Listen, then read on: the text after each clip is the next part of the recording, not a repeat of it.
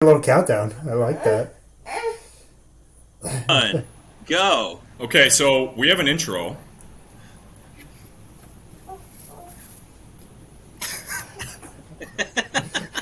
I'm not gonna do that, but I appreciate Happy, it. happy Father's Day, Joe. How's your Father's Day going so far? Good. It's great. I'm Tell me committed to the more. Gryffindor Quidditch team here. You So, look good, man. I mean, you're thank kind of you. the odd man out, but that's a good thing to be. Father's Day's going well. Father's Day's going well. Yeah. Everybody, they got me breakfast. I woke up early and everybody slept in, so that was great. So I read a little bit this morning before everybody Yeah. woke up. And yeah, Kelsey went and got breakfast, which was great. And you guys look handsome, by the way. And yeah, don't get it's been distracted. it's been a good day. We're going over to my in-laws this afternoon and just hanging out. So Sounds like an awesome day. yeah, you got a surf in, right, Alex? Oh, my day has been amazing. Yeah, I went on a long hike at Durand Eastman with a friend this morning. Then came home and had barbecue rib salad. Ooh. And then, yeah, I went right to the beach to to go for a swim and swim in the waves, body surf, and now I'm talking with you guys. Is part of this putting the shirt back on, Ben? What? Is part of this putting the shirt back on? Yeah. Alex and I didn't talk about what to do after the intro. We were just like, okay, let's how can we surprise Joe when we get on this YouTube? All right, let's Well, take our shirts I off. did work out today, so I'm feeling pretty good. But Hey, speaking of things related to having your shirt off, I just this could for the go. first This could go any number of ways. for the first time ever, I was like using my my beard trimmer. I actually like trim my armpits a little bit because I don't like them to be super long. Yeah. And then I looked down at my belly, and I've had this like all this belly hair for years, and I just like went after it, and I started trimming my belly, and it's a complete game changer. Like there was life before that, and there's life now, Really? and it just feels so like, dude, I have not had belly button lint in like 2 weeks. Wait. How often do you have belly button lint? Like multiple, like daily. What do you mean? No, this isn't everyone in society, Alex. No, No, no. you stop. No, And I don't even end up showering every day, and I don't. Dude, I don't have belly lint. Hold on. Yes, you do. Let me Stop. just Yes, check. you do. Hold on. You're a hairy dude. You most definitely have belly lint. I kind of looked without a mirror. I didn't have any belly lint today. Whoa, I don't. You're kind of blowing my mind right now because I definitely am like a belly lint every day kind of guy. Is it something about how I'm doing laundry? Like there's a lot of fuzz on my shirt or something? Maybe your belly button is just like it's kind of a belly. It's designed for it. It's like It's, it has like it's a addicted to lint. it's like a draw. Yeah. By the way, Joe, I also kind of stopped showering every day. I just wanted to let you know that. Since you and I last spoke, I don't know if I got it from you, but I do. Oh, jeez. I'm really a positive influence in the like it's kind of like conserving water. yeah. Like I started using a stand-up desk because of you. That's really Alright, good. good. It's been really good for my back. And I stopped showering daily because of you. So it's kind of balancing. It's good for your skin, you know. It's you don't want to dry it out too much. Yeah, right. Do you find that your skin gets less flaky? Yeah, I don't know. I just some days I just forget to. So what's nice? I've been working out more, so that helps. So usually I'm like prompted. I'm like, yeah, I feel kind of gross. All right, I'm gonna shower. But Okay, yeah, that's exactly what I do. I shower more at the YMCA now than I do at home. ooh. Yeah, we're joining the Y again soon. There's a great outdoor pool at one of them, so we can take the kids there this summer. So, Which one are you going to? well, the nice thing about the membership is you can go to all of them, but there's Right. the one on Bay Road there, over off Empire. I go there all the time, man. If you ever want to Yeah. go for a workout together, Ooh, let me know, man. I go multiple times a week. So. nice. What do you do for working out?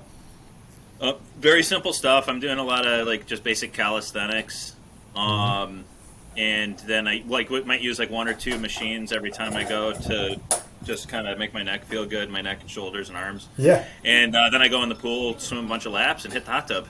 How has your back been doing?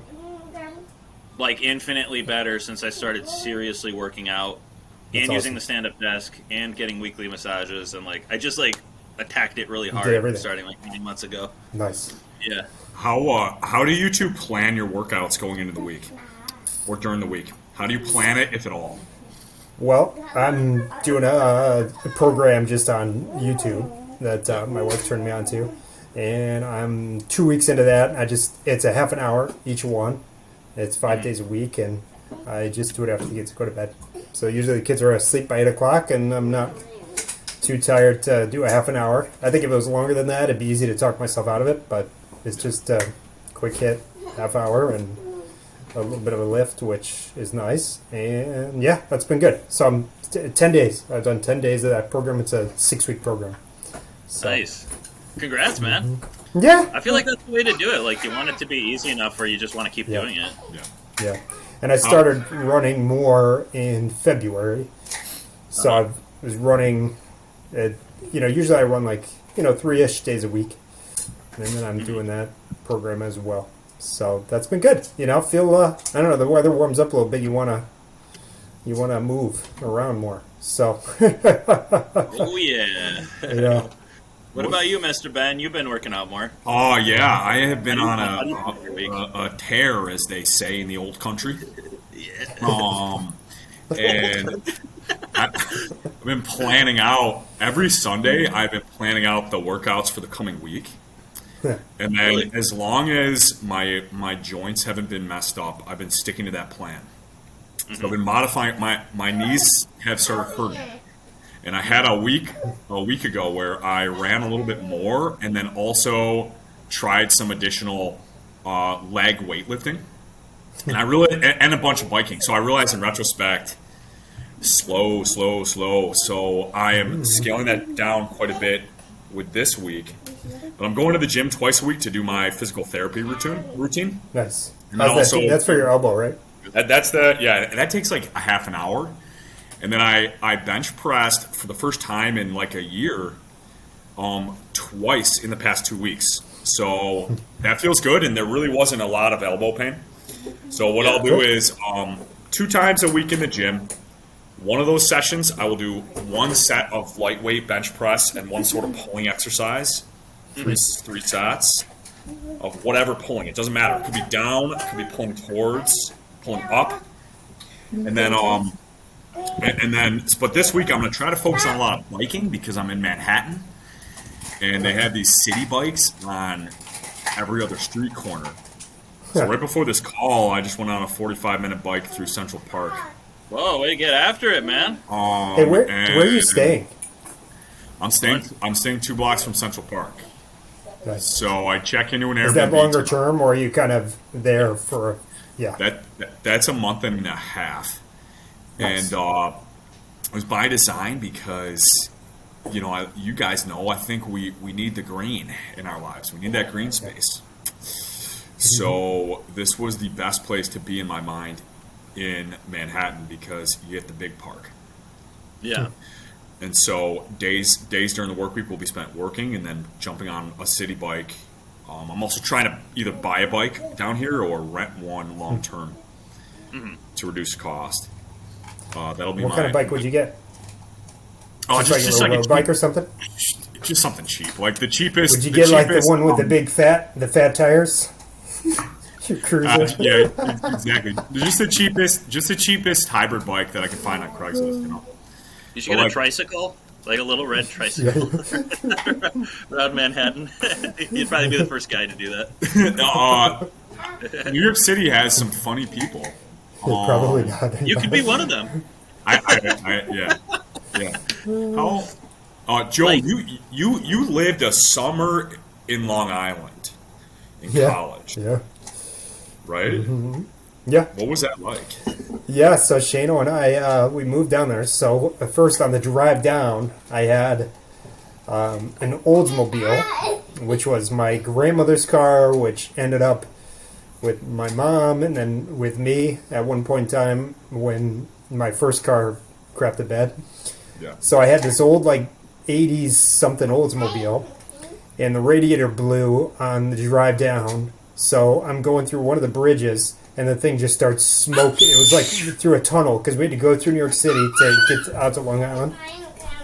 Thing starts smoking in the middle of one of the tunnels, and I'm like, oh geez, because you can't pull over, because you're in I'm in one of the tunnels, and the thing's smoking because the radiator blew. I'm like, what the heck do we do? So I just kept puttering along through the tunnel, and I eventually got out, had to abandon ship, hopped into Shano's car because we were following each other down there, and just dropped it off and searched a repair shop, dropped it off a repair shop, had to get the radiator fixed. So that's how it started. We stayed at his uncle's place in their basement.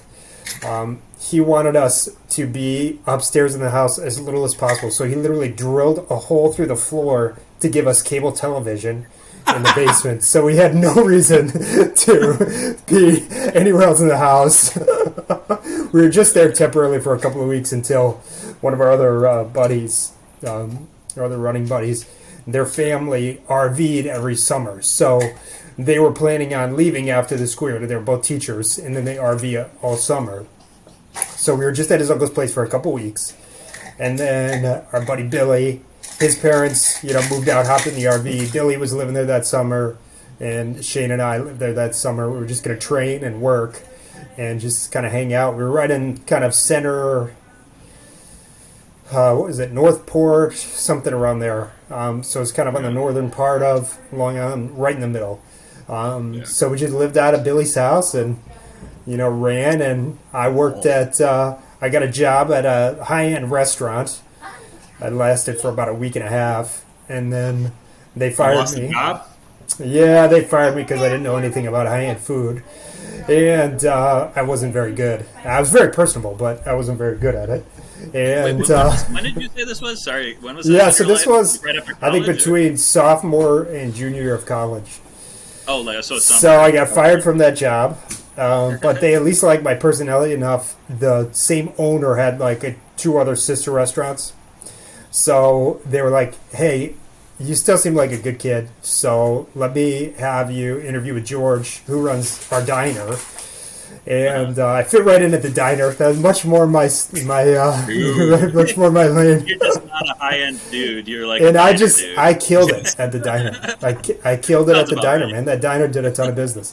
So I worked there 5 or 6 days a week, and then Shane worked for his aunt, who had a catering business and a gourmet food shop. So he worked for her all week, and then we both hopped on and did weddings and parties and quinceañeras and whatever. Catered those on the weekends, and that's what we did. We worked a ton. So we really just worked a lot and lived out of Billy's house and ran, and yeah, it was fun though. It was an experience. Basically got kicked out of his uncle's house, and then by the end his uncle wanted nothing to do with us. Was that your one and only time getting fired from a job, Joe? Oh, I got laid off from another job after college as well. They kind of insourced my position to their headquarters in Ohio. But those are my two getting canned experiences. So the one time I got fired was from at the time it was the Sugar Creek in Geneseo. Oh yes, that's the one at the corner that we would get the 30 racks from.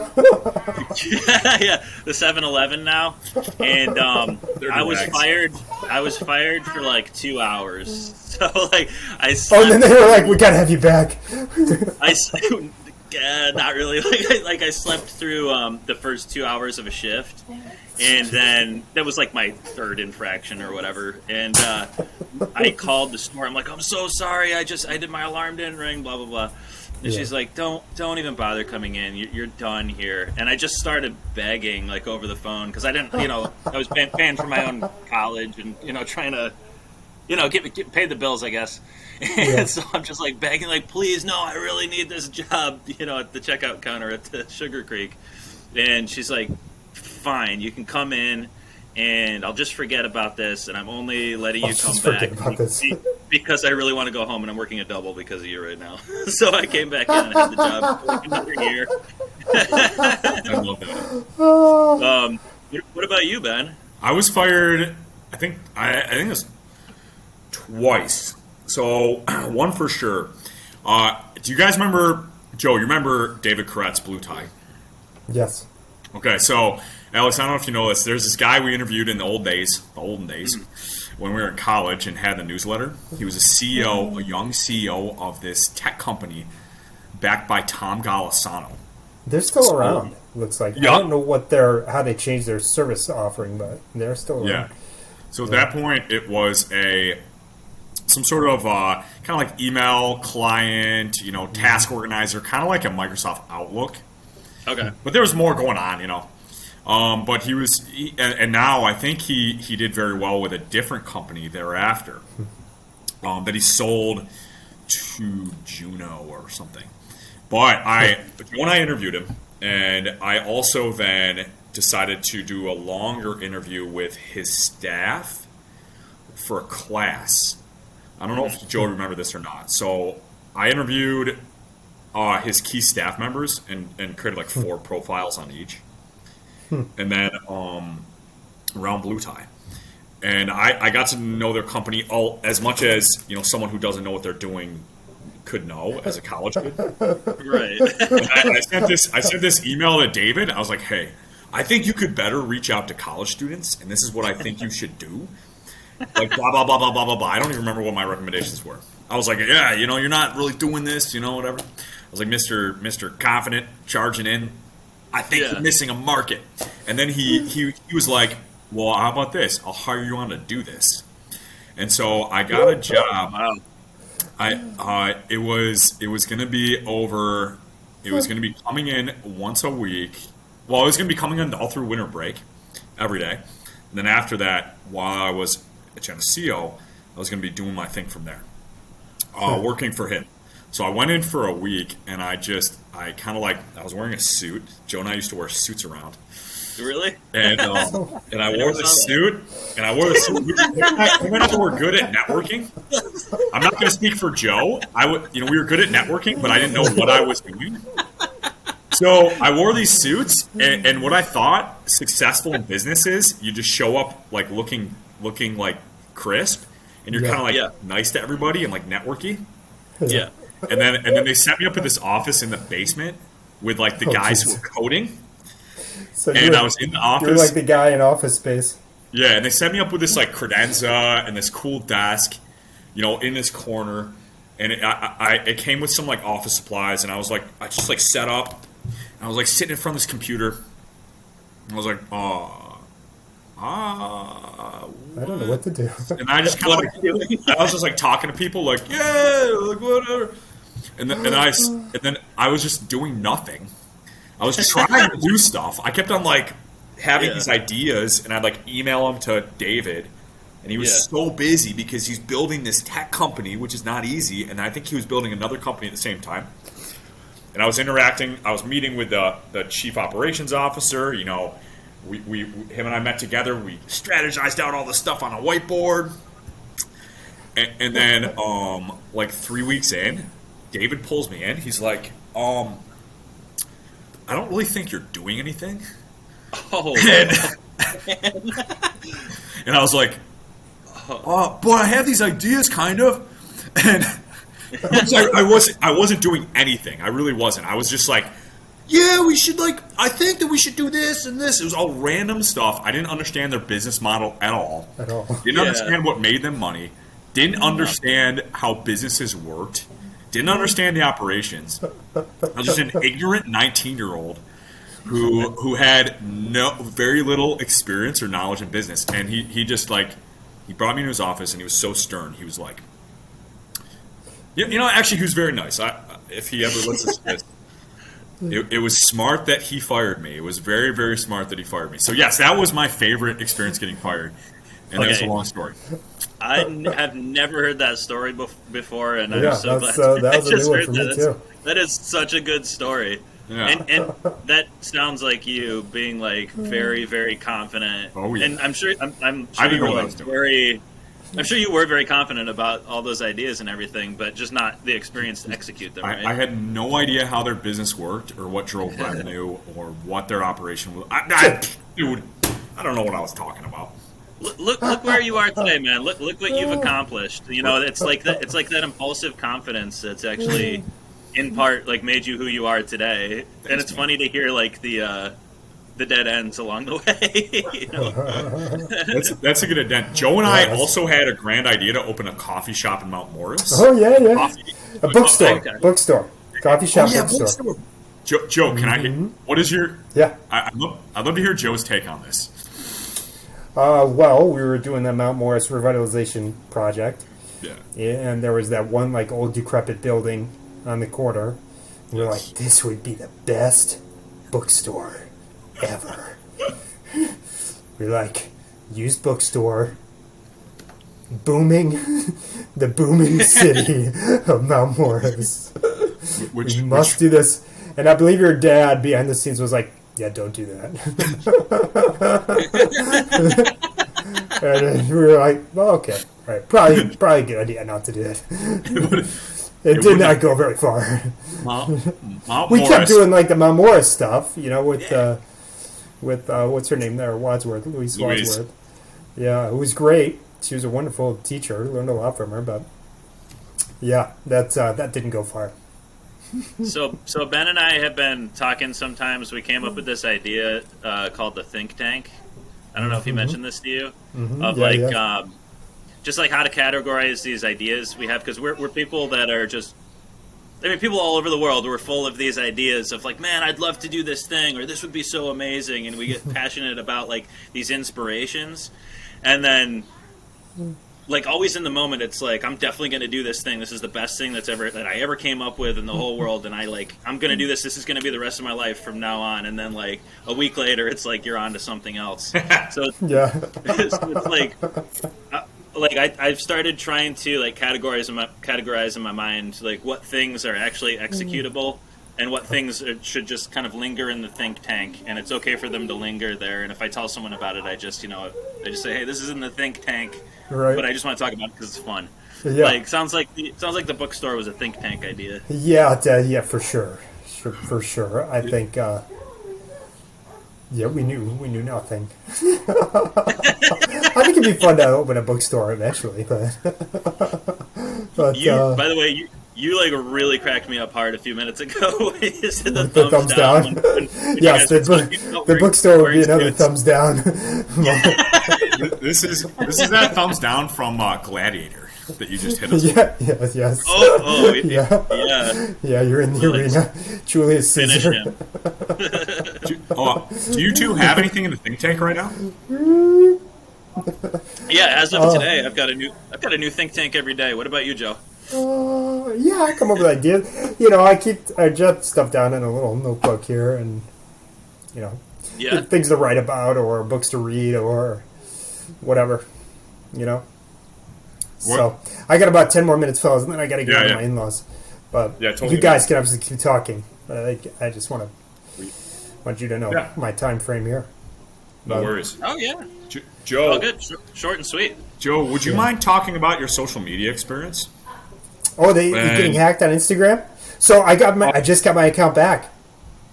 I got it back earlier this week. So my account, I got locked out of my account from some nefarious person about a month ago, and I replied quickly to like a DM, and then within minutes I was clicked on a bad link. I was stupid. I mean, it was clearly, but it was somebody that I knew whose their account got hacked, and then I got phished, and then they hacked my account, and then and then all of a sudden I look at my email and I'm like, wait, what? Somebody changed somebody changed the email on my account. I was totally locked out, so I could do nothing for about 25, 27 days. So one, their customer service not good. That would be a thumbs down. I was able to speak to nobody there the entire experience. I sent a ton of emails. They have, which is a pretty clever idea. They have, because my face is on like pictures and that I posted. Yeah. So you're able to do like a video selfie to them to try to confirm your identity. So I did 35 plus of those, and they just kept coming back. Your identity couldn't be confirmed. Your identity couldn't be confirmed. And then I just took a random shot at it on the 14th, the morning of Tuesday this week. I was just sitting on the couch with Corey in the morning. I go, boop, did one. And then I didn't look at my email for a couple of hours. And then when I got to work, it was like, your identity was confirmed. And I'm like, that was a very anticlimactic way of this like long, drawn out process of like, Jesus, somebody messing with my account. So I was monitoring my account through, I had linked it with my Facebook. So I could like look on the back end and see if they were sending DMs to anybody, because I could actually monitor that. So that was pretty cool. And then we just, kept an eye on it through Kelsey's account. You just make sure I hadn't posted anything or done any weird stories or whatever. Yeah. So fortunately, it looks like it was dormant for the entire time. So that was good. But yeah, I just got it back finally. So that's been fun. But yeah, for me actually using social media again, I took about 6 years off of it. And then last year, I just wanted to be social again. So started on Twitter, just like sharing quotes and stuff and trying to, use that as like a platform to start writing and thinking and processing ideas and stuff again. And then I started sharing on Instagram, in December of last year. And then that's been fun, kind of connect with other people that like books. It has been predominantly the people I've engaged with the most, or reconnecting with old friends. And then kind of that's helped me, write more, think a little bit more, read more, as a result of that, because then I want to like share and talk about it. So I've learned more from it. So it's, been a nice kind of virtuous cycle. But that's, now I'm feeling motivated. So when I got hacked, I kind of lost my motivation, to like share stuff. I was like, all right, I just kind of want to go back into the darkness for 6 years. But I decided not to do that. So then I got it back, and I was like, oh, all right, cool. Yeah. So yeah. I'm curious about something with that experience. How angry were you when? The whole gamut. Embarrassed, right? Because I got hacked. Because you're like, oh, geez, how much stupid could you be, right? And then I was like angry because I'm like, I don't have time for this crap, And then I'm like worried and anxious because I don't want somebody else to get hurt, I'm like, it's okay if I get hurt, but I don't want somebody else to get hurt, So that was, fortunately, being able to monitor helped me kind of control what I could control. And then and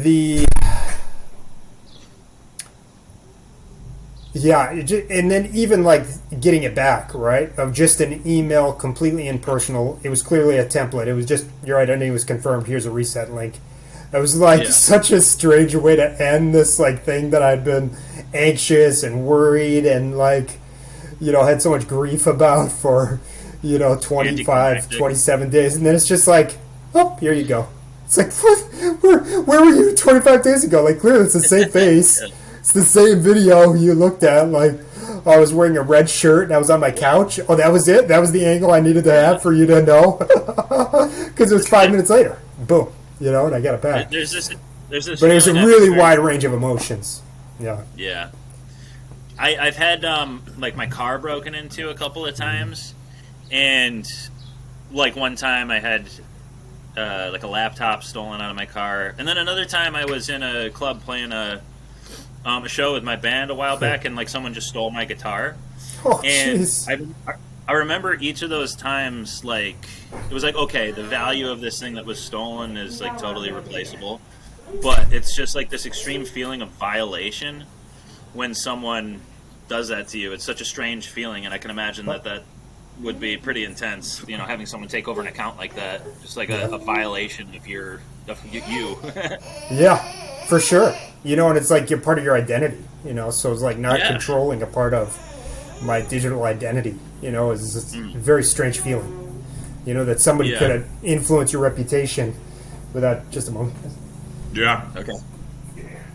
Have you ever had a situation like that, Ben, where you've had somebody just like, I don't know how to put it, but like steal something from you, or like violate your privacy or something like that? I'm having trouble. I'm having trouble thinking of it, and I would say I gotta wrap here. So, yeah, brah. So, All right, but man. hey, love you guys. Thank you for having me a part of this for a couple minutes. Yeah, thumbs up, thumbs up. Yeah. What is this? So, yeah. So Well, hey, nice talking to you, yeah, Joe. yeah. Thanks for having me be a part of this, and I'll catch you guys soon. This is fun. Sounds good, brother. All right. Happy See ya. trails. Thanks. Bye. Hey, Hey, you want to stop recording? We'll just chat a little bit, sure. and then maybe we do another. I think Joe's logging back in. What do you think? Well, wait. I don't know. I think that could be accidental. You forget something? Or maybe he. I don't know. We'll just stop recording. Doesn't matter. Okay. And then maybe there's more recording that you and I should do, like a different segment right now.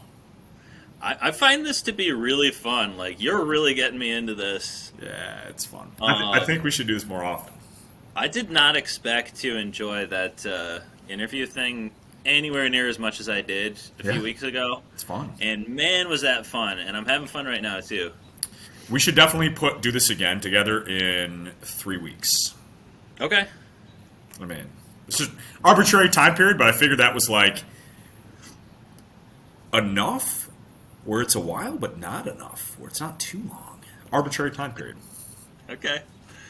What's, man, we should strategize. I feel like that was perfect. How you were just like, we were in the mode, and you're like, all right, let's record. I was feeling it. I tried to do it. I had a couple other things to bring up because like you would come up with that strategy to start the podcast that way. Yeah. And hey, I think we should stop this one, then record another segment that's purely you and I strategizing the best way to do podcasts. Okay. All right, hold on.